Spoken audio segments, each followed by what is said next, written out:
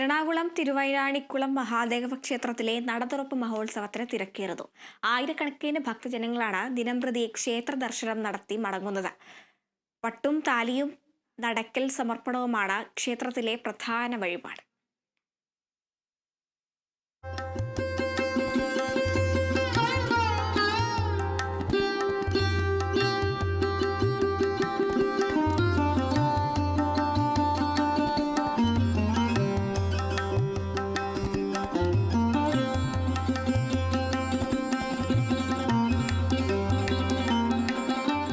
ഉമാമഹേശ്വരന്മാർ ഒരേ ശ്രീകോവിലിൽ അനഭിമുഖമായി വാഴുന്ന ക്ഷേത്രത്തിൽ ഭൂരിഭാഗവും സ്ത്രീകളാണ് ദർശനത്തിനെത്തുന്നത്. വിവാഹത്തിന് മുൻപ് പട്ടും പുടവയും, വിവാഹത്തിന് ശേഷം പട്ടും താലിയും ഇണപ്പുടവയും പാർവതി ദേവിയുടെ നടക്കൽ സമർപ്പിക്കുന്നതാണ് പ്രധാന വഴിപാട്.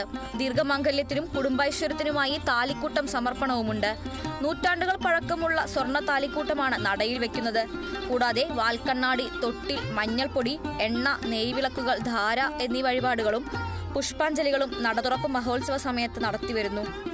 ദർശനം കഴിഞ്ഞ് പുറത്തിറങ്ങിയ ശേഷം മഹാദേവന്റെ നടയിൽ എള്ളു പറയും, പാർവതി ദേവിയുടെ നടയിൽ മഞ്ഞൾ പറയും നിറയ്ക്കുന്നു.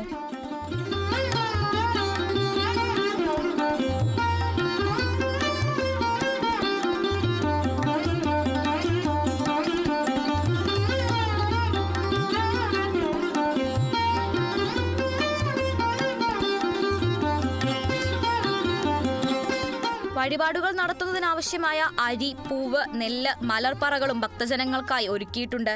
ദേവീപ്രസാദമായ അരവണപ്പായസം, അപ്പം, അവിൽ നിവേദ്യം എന്നിവയും കൗണ്ടറുകളിൽ ലഭ്യമാണ്. 6 പ്രസാദങ്ങളടങ്ങിയ പ്രസാദ കിറ്റും ഇവിടെ ലഭിക്കും.